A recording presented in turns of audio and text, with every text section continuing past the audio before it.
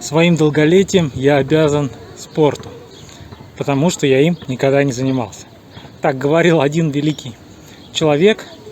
Кто это, узнаете из моего видео.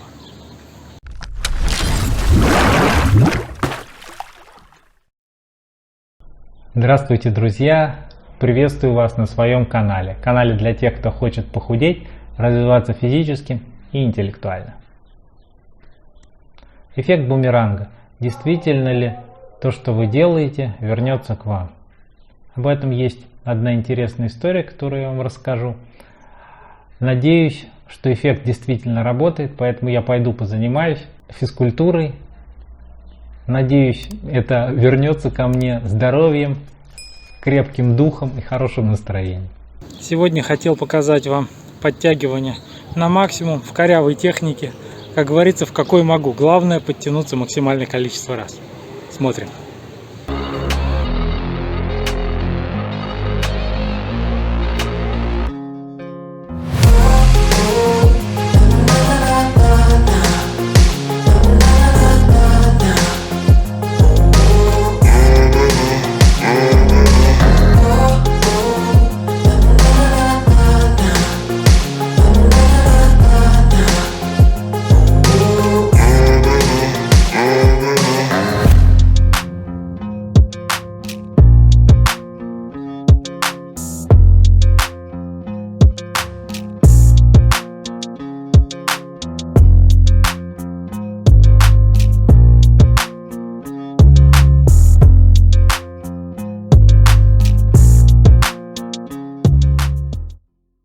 Кстати, если вам интересно, как я похудел, сбросил лишний вес, вы можете перейти по подсказке, она появится в верхнем правом углу.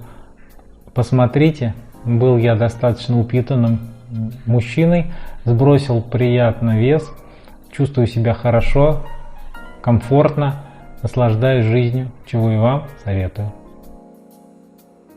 В начале 20 века один шотландский фермер, проходя по болотистой местности, услышал душераздирающие крики ребенка. Он понял, что малыша засасывает трясина. Он бросился на звук и увидел действительно мальчика, барахтающегося в болотной жиже. Он быстро срубил ветку, протянул ее и вытащил малыша из этой, в общем-то, опасной трясины. Мальчик был очень испуган, переживал, плакал, весь трясся. Фермер, конечно, предложил ему пойти к себе домой, чтобы он мог обогреться, высушиться, успокоиться. Но мальчик сказал, что его очень ждет папа, наверное, беспокоится. Он с благодарностью взглянул на фермера и бросился к своему отцу. На следующий день во двор фермера въехала богатая достаточно карета. В ней сидел уважаемый господин. Он обратился к фермеру, спросив его, не ты ли спас моего сына? На что фермер ответил утвердительно, сказал, да, это был я.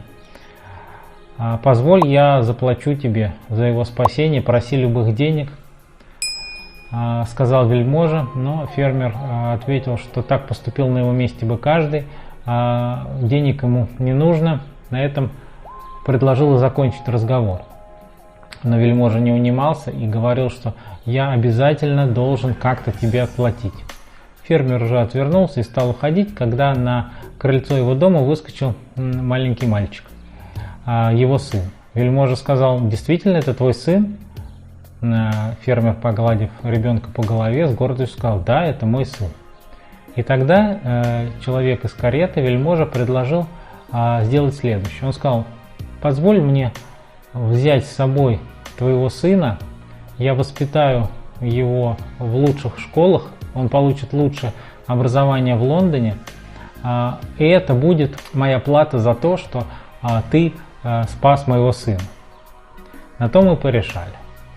Прошло несколько лет, мальчик закончил школу, колледж, закончил медицинский университет и, успешно продвигаясь по карьерной лестнице, он стал одним из известнейших людей, изобретателем, который придумал пенициллин.